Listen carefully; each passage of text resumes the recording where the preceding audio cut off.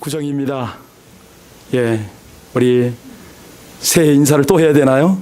신년하오. 중국말로 하면 참 편한데, 예, 한국말로 하기는 뭔가 새해 인사를 두 번씩 한다는 느낌이 들어서 좀 그렇습니다. 오늘 아침에 교회를 오실 때 여러분들의 마음, 여러분들의 이 생각은 어떤 마음, 어떤 생각을 가지고 오셨는지 모르겠습니다. 사실 귀향, 우리 민족 대이동이라고 그러죠. 명절에 고향집을 찾아가는 걸음, 기대도 있고 미안한 마음도 있고 만감이 교차하는 마음으로 갈 수도 있고요. 네. 우리가 날마다, 아니 주일마다 오는 교회를 향할 때에 여러 가지 마음이 들 겁니다. 저는 오늘 아침에 교회를 향하는데 너무 감사하더라고요. 그 짧은 거리인데도 불구하고 하나님, 웬 은혜입니까? 제가 게으름과 세상을 향하지 않고 주님을 경외하고 예배하는 자리로 향하게 하시니 이 은혜가 감사합니다. 장차 우리 주님 만날 그날까지 이 땅에서 천국에서 행해야 할 그 예배를 연습하러 가게 하시니 정말 감사합니다. 무엇보다도 길이요 진리요 생명 되시는 우리 주님의 인도를 오늘도 변함없이 받게 하시니 이 은혜가 너무 감사합니다. 아주 그냥 그 짧은 거리에 막 찬양이 터지더라고요. 그 은혜 속에서 오늘 교회에 도착을 했습니다. 왜 이런 마음을 가졌을까요? 요즘 전국이 우리 한국의 박근혜 정부나 미국의 트럼프 정부가 별의별 소리가 범람을 하는 이런 때를 우리가 살고 있어서 그렇지 않을까요?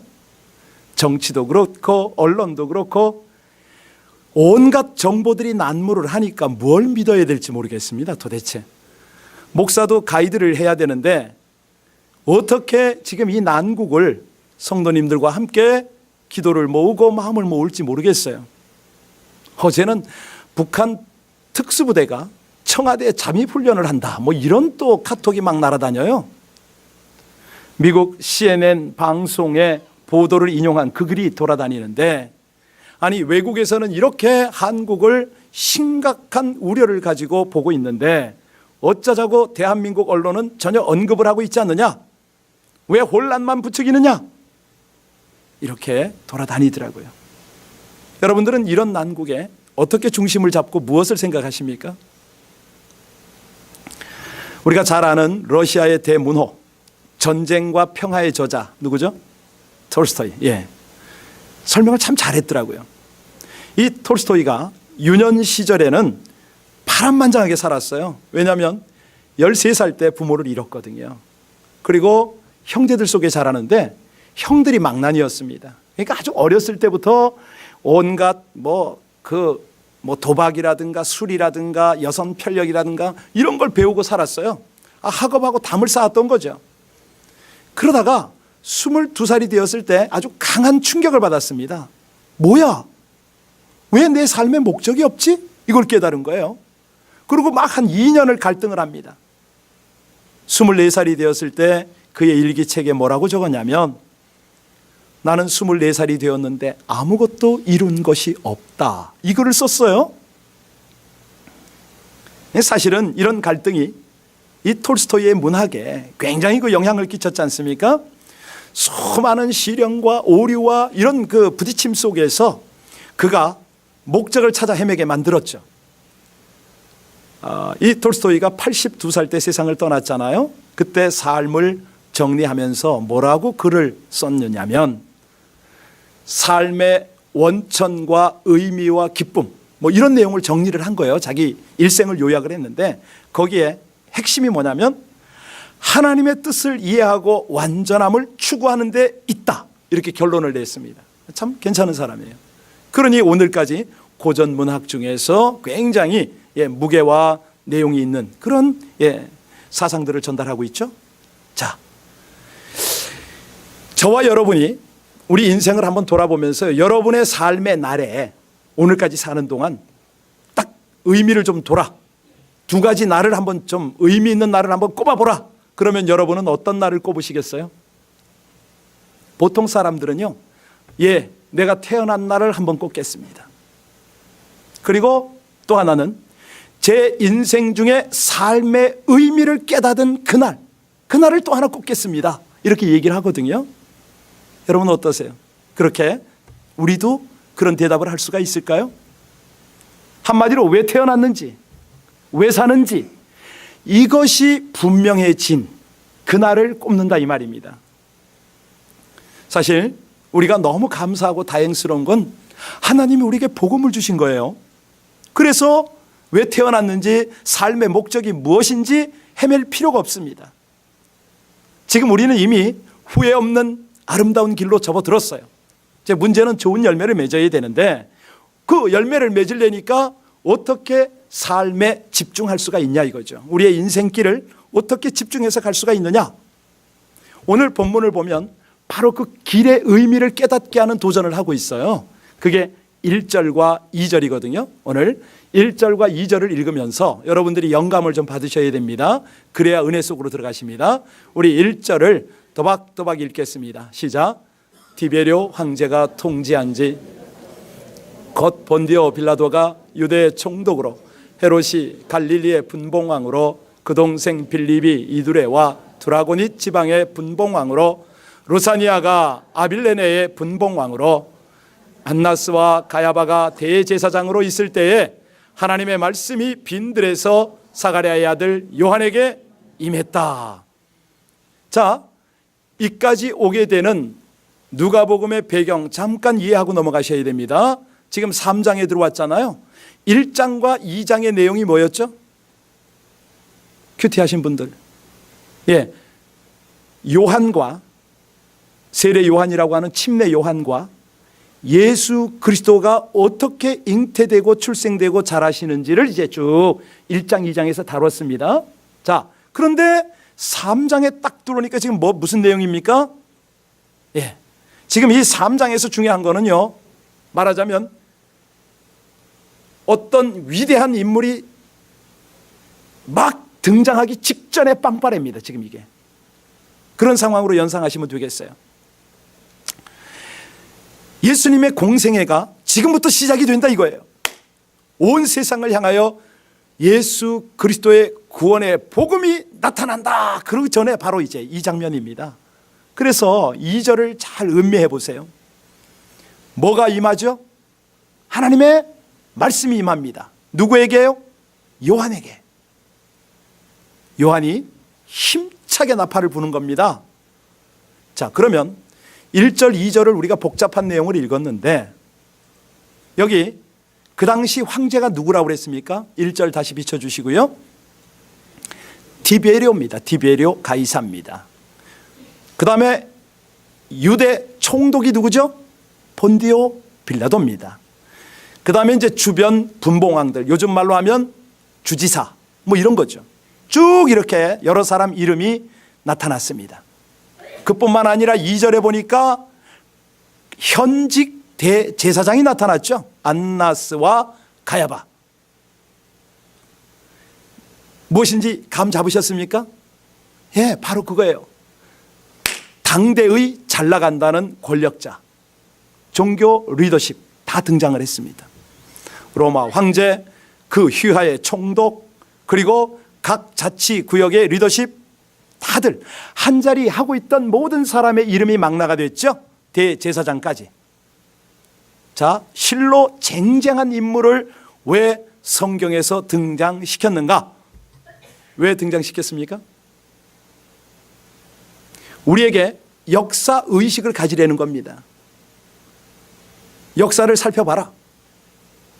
그 다음엔요, 진짜 주인공이 누군지를 깨달아라 이 말입니다.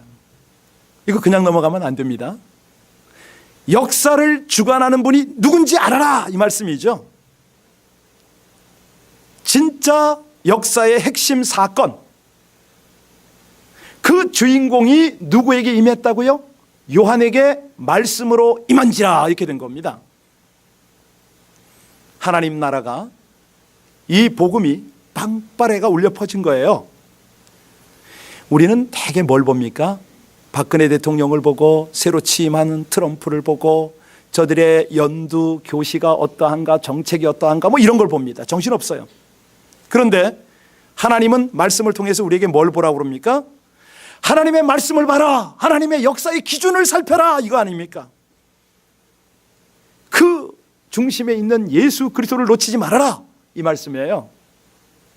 자, 오늘 이 3절부터 6절까지를 쭉 보시면요, 이제 뭐가 나오냐면 인생의 목적 삼을 그 하나님의 목표가 나옵니다. 자, 오늘 1절부터 9절까지의 주인공이 누굽니까? 실제 주인공은 요한이에요, 요한. 근데 보이지 않는 주인공이 예수님이 맞죠. 이 요한은 사복음서에 다 나타납니다. 특별히 누가복음을 보면요, 1장에서 요한의 탄생 이야기를 무려 80장에 걸쳐서 다루어요. 80절에 걸쳐서. 왜 이렇게 길게 다룰까요? 스타 탄생이거든요. 그만큼 중요한 사람이란 뜻이에요. 질문합니다. 왜 요한이 예수님보다 먼저 왔을까요? 다 아시잖아요. 뭐죠? 그의 길을 예비하려고. 내 길을 준비하게 하리라. 이게 성경이거든요. 그런데 어디서 뭘 준비합니까? 이게 중요하죠. 어디서 뭘 준비합니까? 4절 한번 볼까요? 4절 말씀 같이 읽겠습니다. 4절, 4절 띄우세요. 시작. 선지자, 너희는 주의 길을 준비하라. 그의 오실 길을 곧게 하라. 어디서 뭘 준비한다고요? 광야에서 주의 길을 준비하는 겁니다. 빈 들이라고도 표현하고 주의 길이라고도, 광야라고도 표현을 했는데, 자, 아니 예수님이 그냥 오시면 되지. 하필이면 왜 광야로 오십니까? 왜 빈들로 오시죠? 아니 오시면은 오시는 것이지 왜 길을 곧게 하라고 그랬을까요? 대답을 해주세요. 이거를 깨달으려면 이 메시지가 선포된 장소를 먼저 아셔야 됩니다. 그 장소가 어디라고요? 빈들이라고 그랬죠. 광야라고 그랬죠. 자, 캘리포니아에 사는 우리는 광야 그러면 금방 알아들어요. 한국은 좀 어렵지만 우리는 금방 압니다. 광야 어떤 특징이 있습니까? 광야는 바람이 불면 모래먼지가 날리잖아요. 그 광야에 뭐가 자랍니까? 예, 곡식이 제대로 자랄 수가 없습니다. 꽃도 제대로 피질 못해요. 어쩌다가 식물이 자라기는 합니다만은 어떻습니까? 저마다 날카로운 가시를 가지고 있죠. 광야, 빈들에 사는 생물들이 어떤 생물입니까? 거칠어요. 맹독성이에요. 그죠? 아주 그 광야에서 살아남는 그 짐승들은요, 사납기가 그지없어요. 가령 전갈에 우리가 찔리면 어떻게 됩니까? 그 자리에서 죽어요. 그런데 여기에 예수님이 찾아오셨다. 우리가요, 이 하나님의 마음을 알아야 됩니다. 지금 빈들이다, 광야라고 한 것이 과연 단순한 지리적 광야일까요? 그게 아니라는 거예요. 예수님 오실 당시나 지금도 똑같아요. 이스라엘 백성들이나 오늘을 살아가는 우리 조국의 사람들이나 할 것 없이 그 마음이 황폐화가 되어 있습니다. 그 마음을 얘기하는 거예요. 마음밭. 너무 황량한 거예요. 광야예요. 빈들이에요. 왜? 이리저리 시달리거든요. 너무 실망을 하거든요. 이 사람에게 찢기고 저 민족에게 짓밟히고, 힘 있는 사람, 돈 있는 사람들에게 짓눌려 살아가니까 마음이 황폐화져 되어가 있다. 거칠어요. 희망이 없어요. 어디 부드럽고 향기로운 냄새도 안 나요. 볼 수가 없어요. 여러분 같이 동의하십니까? 예, 진짜 그래요. 지금 이 시대가 그래요. 소망을 가지라고 그러고 미래가 아름다울 것이라고 하는데 듣기는 들어야겠는데 그게 실감이 안 나는 거예요. 왠지 아세요? 지금요, 온 지구상에 있는 핵폭탄이 얼마입니까? 우리 지구가요, 수십 번 멸망하고도 남을 만한 그런 핵폭탄이 있잖아요. 이거 어쩌면 좋아요. 과학, 물질, 문명, 와, 엄청나게 발전하는데 과연 이게 유토피아를 우리에게 보장하냐고요. 인공지능 알파가 새로운 단계로 도약을 하고 있어서 실리콘밸리와 뉴욕의 거부들은요, 지금 각각 지하 벙커에다가 응급시에 도피할 헬기에다가 심지어 저 세계에서 제일 살기 좋다는 네덜란드 이런 쪽에다가요, 집 다 구해놨어요. 언제든지 출발 준비하고 있어요. 부익부 빈익빈 경제 상황, 이것이요, 모든 사람과 나라에게 악영향을 주고 있고 상처를 주고 있어요. 그래서 우리가 그리워하는 것이 뭡니까?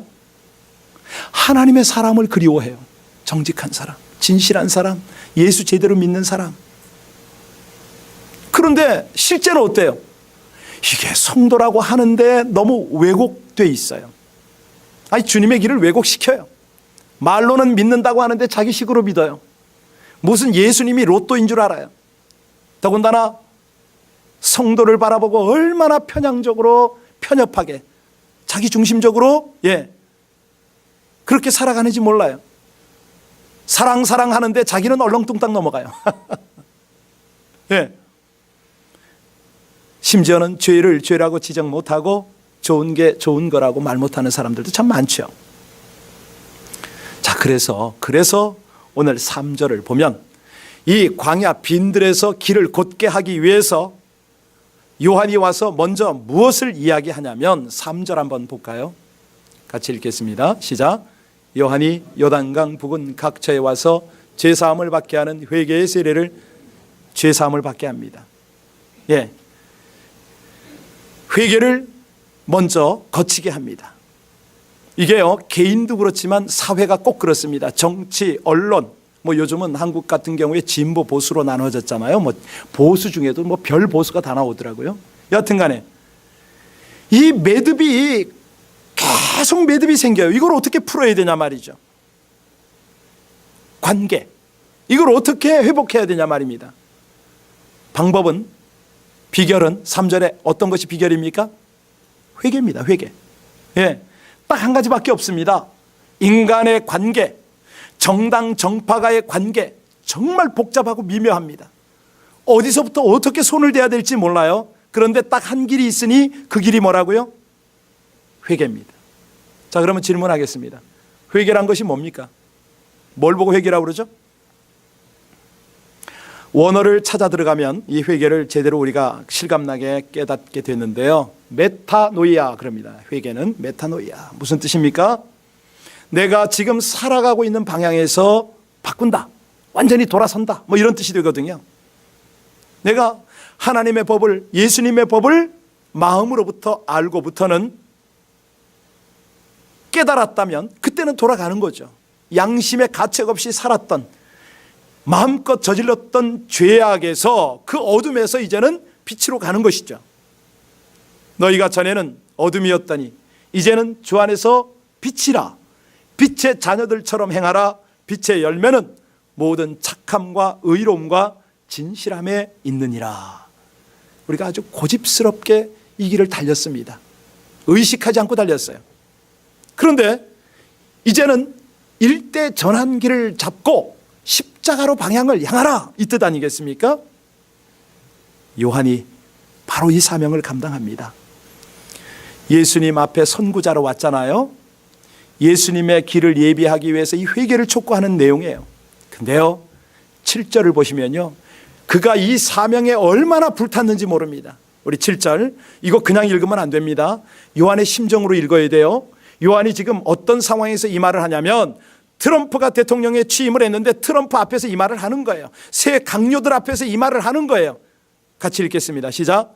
요한이 세례받으러 나오는 무리에게 이르되, 독사의 자식들아, 누가 너희에게 일러 장차 올 진노를, 느낌이 있으세요? 유대인이고 권력자고 오니까 아랑곳 없어요. 마치 목숨을 내놓은 것처럼 선포를 하는 거예요. 이 독사의 자식들아. 바로 체포가 돼서 감옥에 끌려갈 상황이죠. 그런데 핵심이 뭐냐면 회개 아닙니까? 그러니까 사람들이 두려움에 사로잡혀서 묻습니다. 그럼 어떻게 회개하란 말이요? 무엇이 진정한 회개요? 어떻게 해야 회개에 합당한 열매, 좋은 열매를 맺는 것이요? 물었어요. 여러분, 어떻게 해야 되는 겁니까?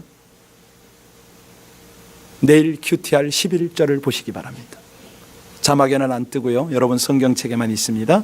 3장 11절에 뭐라고 그랬습니까? 옷 두 벌 있는 자는 옷 없는 자에게 나눠줄 것이고 먹을 것이 없는 자도, 이게 무슨 말이에요? 네 중심으로 살지 말으라는 거죠. 이기적으로 살지 말으라는 거예요. 말로만 남 살피지 말고 진짜 돌아보라는 거죠. 진짜 돌아보래, 진짜 섬기라는 거예요. 한마디로 이기적 삶을 회개하라. 왜요?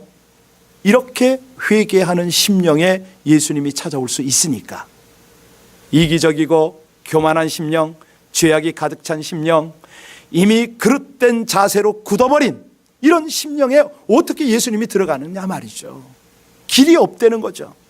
왜? 너무 왜곡되어서 마비되어서 바른 길을 보지 못해요. 재고집 제 스타일만 주장하는 거예요. 여러분, 이거 실감 안 나죠? 제가 한번 말씀드릴 테니까 한번 자신 점검하시기 바랍니다. 남들 다 은혜 받을 때 나만 은혜 못 받는다고 생각들 때 있죠. 남들은 예배 드릴 때마다 눈물이 있고 감동이 있고 예수님의 음성을 들었다고 하는데 도대체 나는 심령의 어루만짐을 체험할 길이 없어요. 나는 왜 이렇게 냉랭할까? 왜 예수님이 내 마음 안에, 내 심령 안에 들어오시기가 이렇게 어려울까?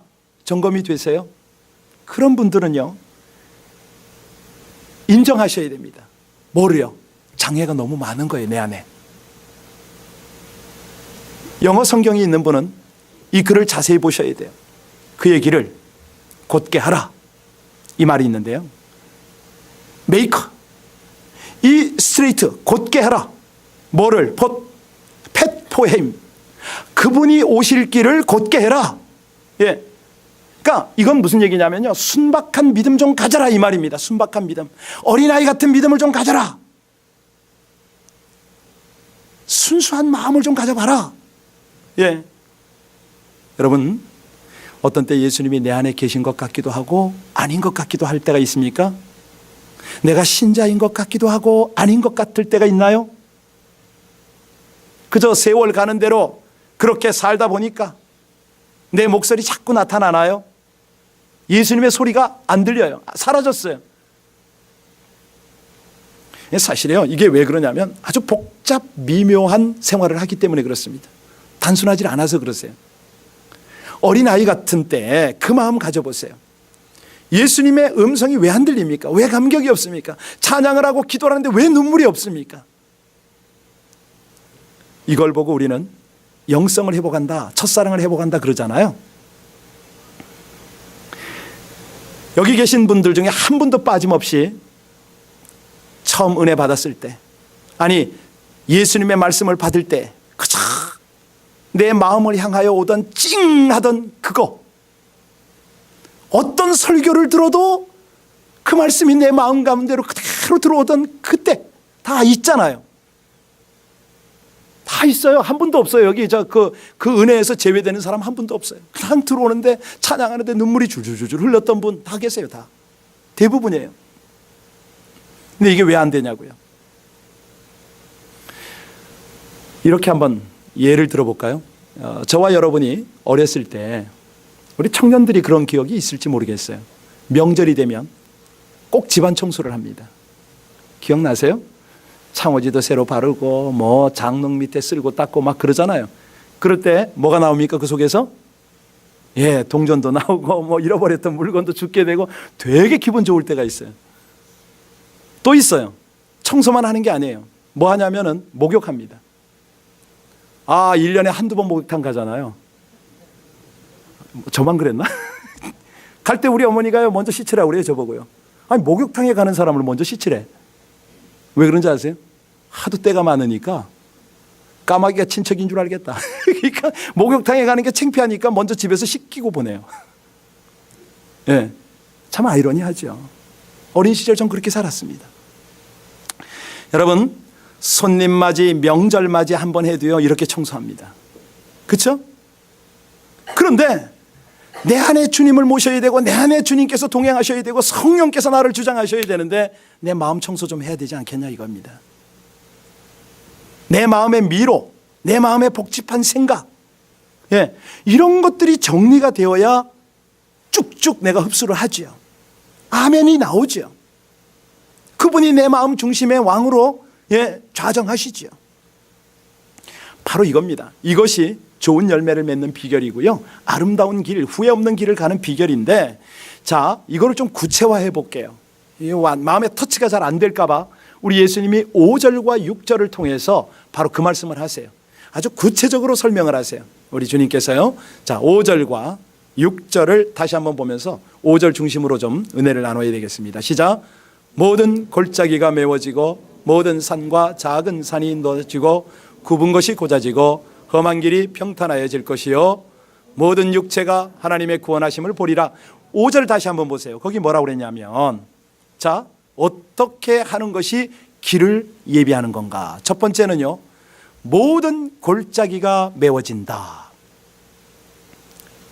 이 골짜기 메울 때 어떻게 해야 됩니까? 포크레인으로? 불도저로? 아니에요. 우리 보고 저 난공사 하라고, 네바다 사막에 그 골짜기 메우라고 하는 거 아니에요. 여기서 골짜기를 알아야 돼요. 무슨 골이냐면 피해의 골입니다. 불신의 골입니다. 배신당해서 상처받고 실망한 골입니다. 이걸 말하는 거예요. 마음의 골짜기를 이야기하는 거예요. 지금 우리 주님께서는. 왜냐하면 주님이 오시면 원망의 골짜기가 감사의 골짜기가 되니까요. 절망의 골짜기가 희망의 골짜기가 되니까요. 사실이요, 이 골이 깊어지면 뭐가 나오죠? 원망, 불평, 한숨, 뭐 이게 아주 그냥 나중에는 체질화가 돼버립니다. 오랫동안 상처를 받는 사이에 막 그냥 실망스럽잖아요. 좌절이 되잖아요. 그러니까 원망과 불평이 골로 그냥 골을 만들어내버려요. 여러분, 우리 주님이 바로 이곳에 오시면 무슨 일이 벌어집니까? 욕심의 골짜기가 만족의 골짜기로 바뀔 줄로 믿습니다. 원망의 골짜기가 감사의 골짜기로 될 줄로 믿습니다.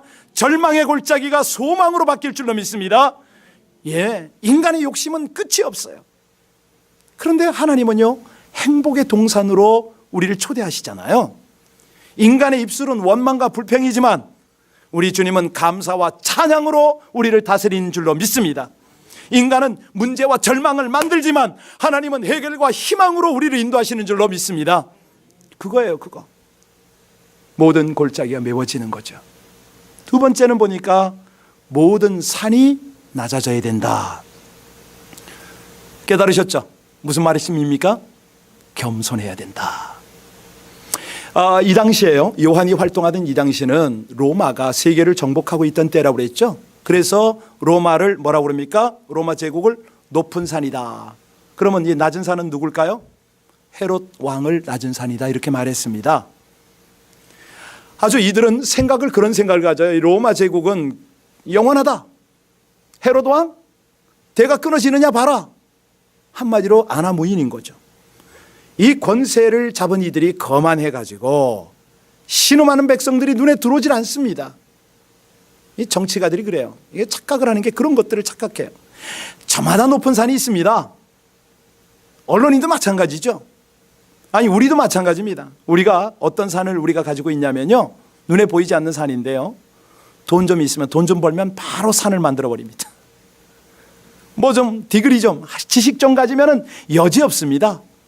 능력과 권력으로 그만한 산을 만들지요. 아주 자존심으로 똘똘 뭉친 그런 산도 가지고 있어요. 이건 세상 사람 이야기라고요? 아니요, 교회 안에도 있습니다. 어떤 사람은 봉사대장이야, 저 사람은 기도대장이야, 저 사람은 모르게 남 모르게 헌신하고 있어. 이것도 사실은 영적 교만의 산이거든요. 나 성경 좀 뭐 어떻게 보고 뭐 좀 알아. 교만의 산이죠. 여러분, 이 산이 낮아질 때 주님께서 찾아오시는 줄로 믿으시기 바랍니다. 세 번째는요, 굽은 것 곧게 한다고 그랬죠. 이게 길 만드는 겁니다. 굽은 것 곧게 하는 것. 이게 어떤 굽은 것을 말하냐면, 당시도 그렇고 지금도 그래요. 그 당시에도 제사장, 서기관, 바리새인 얼마나 메시아를 기다렸습니까? 간절히 기다리지 않았습니까? 그런데 저들이 메시아를 영접했습니까? 어찌 했습니까? 십자가에 달고 죽이기까지 했습니다. 왜요? 마음이 굽어 있었기 때문에. 마음이 굽어 있으면 이게 보이질 않아요. 매사를 삐뚤게 봅니다. 비관적으로 봅니다. 누가 칭찬을 하는데 압으로 들어요. 누가 충고를 해주는데 멸시처럼 들어요. 누가 위로를 해주는데 조소처럼 듣습니다. 왜? 깨진 거울로 자기 얼굴을 보니까 아주 그냥 말씀도 깨진 상태로 삐딱하게 받아들여요. 예. 바로 그런 마음 때문에 제사장과 바리새인과 서기관은 예수님이 오셨는데도 불구하고 그분을 십자가에 못 박은 겁니다. 비뚤어진 마음 때문이죠. 바로 이거를 굽은 마음을 바르게 하는 것이 길을 만드는 거고요. 마지막 하나만 더 보겠습니다. 험한 길을 평탄케 하라. 이게 뭐냐면요, 이 험한 마음을 말합니다. 마음이 어떨 때 험합니까? 상처받은 마음 해결하지 못하면, 배신당한 마음 이거 풀지 못하면, 여러 어려움을 통해서 마음이 심령이 상해 있을 때요, 이게 어떻게 이게 험한 것을 평탄케 하지를 못해요. 그때 해결 방법은 뭡니까? 예수님이 그 마음에 오시는 거죠. 주님이 오시면 절망했던 사람 희망 갖게 되고, 버림받은 사람 주님 품에 들어오게 되고, 그렇게 추하게 살던 사람이 신부처럼 정결하게 살아가는 것입니다. 이걸 지금 말씀을 하신 거예요. 자, 만약에 이렇게 살지 않으면 어떤 일이 벌어진다고요? 9절 보겠습니다. 오늘 마지막 9절을 보면, 시작. 이미 도끼가 나무 뿌리에 놓였으니 좋은 열매 맺지 아니하는 나무는 좋은 열매 맺지 아니하는 나무마다 지켜 불에 던져지리라. 자, 그러면 오늘 설교의 제목처럼 어떻게 해야 좋은 열매를 맺고 어떻게 아름다운 길을 가는가, 우리 분명히 배웠습니다. 실감이 잘 안 나요. 왜? 성경이니까. 삶의 적용이 쉽지가 않습니다. 멀지 않습니다. 그 작년 2016년 올림픽이 어디서 열렸죠? 브라질 리우에서 열렸습니다. 그때 초유의 그 금메달 리스트가 나왔죠. 미국에서, 미국 사람입니다. 수영 분야에서 나왔. 누군지 기억나세요? 그렇죠, 펠페스. 그가 금메달 몇 개 땄는지도 아세요? 21개 땄습니다. 21개 했죠. 이게 전무후무한 기록이죠. 자, 이 수영 황제 펠프스가 사실은요, 원래 그렇게 잘 나갔느냐? 아니에요. 작년에 31살이었습니다. 근데 그가 우울증으로 자살을 몇 번 하려고 했던가 아시죠? 아시나요, 그거? 네, 그를 다시 세워서 그 자리까지 끌어올린 것은 신앙이었거든요. 그 펠페스가 2년 전 자기 정체성을 완전히 잃으면서 자살을 계획했다고 합니다. 원래 2009년도에 이 친구가 마리아나를 흡입을 한 거예요.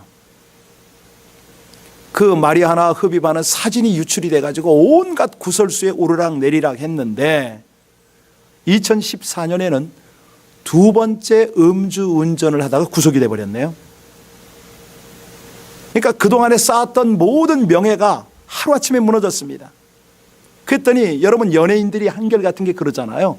이런 데서 오는 이 공허감, 이런 것 때문에 내가 내 삶을 다시 되돌릴 수 없는 것 같다, 이런 판단을 하고 자살을 계획을 한 거예요. 내가 죽어버려야지. 식사도 잠도 제대로 하지 못하면서 자살을 계획을 했습니다. 그런데 그에게 오랜 친구가 하나 있었어요. 그 미식 축구의 최고의 수비수 레이 루이스가 손을 내미는 거예요. 야, 친구야, 지금 포기하면 안 된다. 이거 회복해야 된다. 네가 지금 여기서 주저앉으면 넌 지는 거야. 이 격려에 힘입어서 펠프스가요, 약 10달 동안 심리적 또 중독 치료 이런 것들을 받기 위해서 재활센터에 입원했다고 그러잖아요. 그때 이 친구가, 루이스가 책을 한 권 선물했습니다.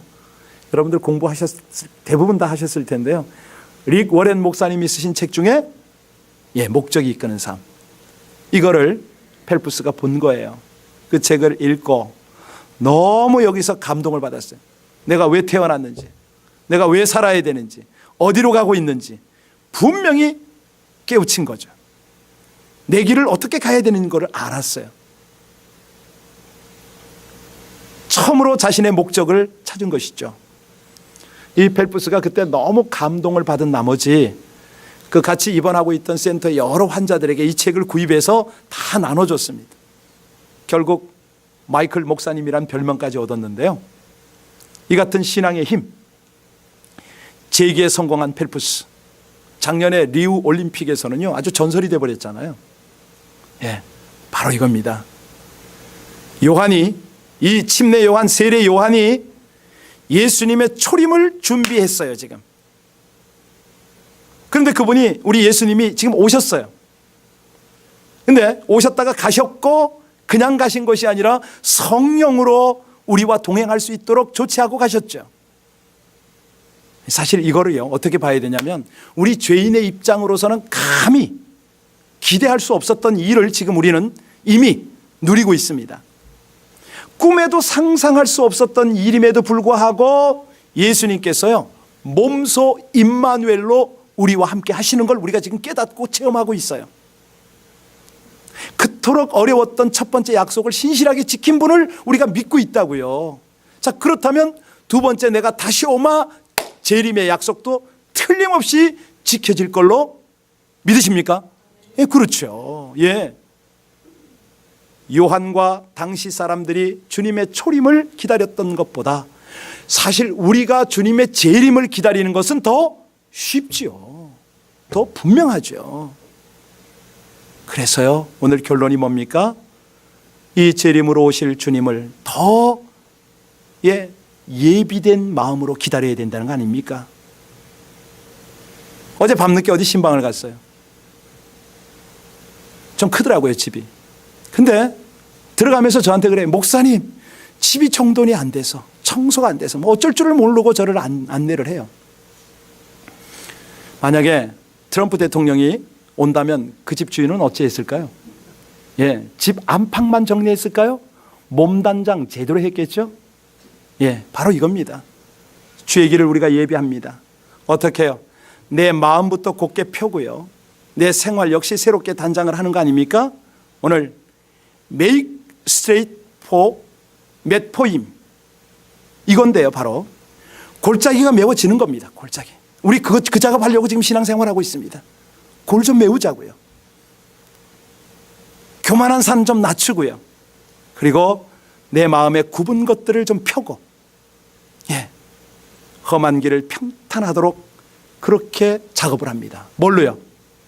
어떻게 작업을 할 수가 있습니까? 회개로요. 회개로 돌아서는 거죠. 주님의 십자가로 돌아서는 거죠. 이것이 오늘 메시지였습니다. 그때 우리 하나님께서는요 여러분을 연약한 대로 버려두지 않으십니다. 우리 속에서요 그분의 지혜로 일하십니다. 그분이 일하세요. 그분이 열매를 맺으세요.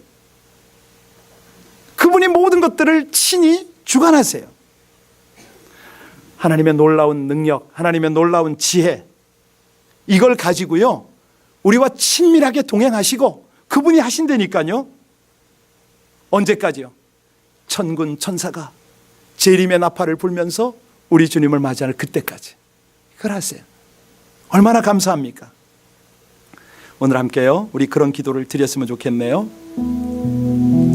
우리 인생, 한 번뿐인 인생에 좋은 열매 맺도록, 우리 인생의 길이 아름답도록 하나님께서 오늘 우리를 가이드하고 계십니다.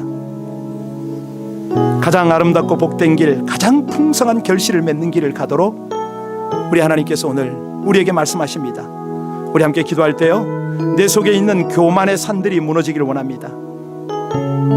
겸손히 회개해서 깨끗한 심령이 되고 주님이 내 안에서 항상 임마누엘과 함께 하시고 동행하며 주의 능력으로 살게 하옵소서. 주님의 재림에 그 나팔이 울려 퍼질 때까지 날마다 주의 길을 예비하는 성도의 삶을 살기를 원하나이다. 우리 합심으로 간절히 기도 올리겠습니다.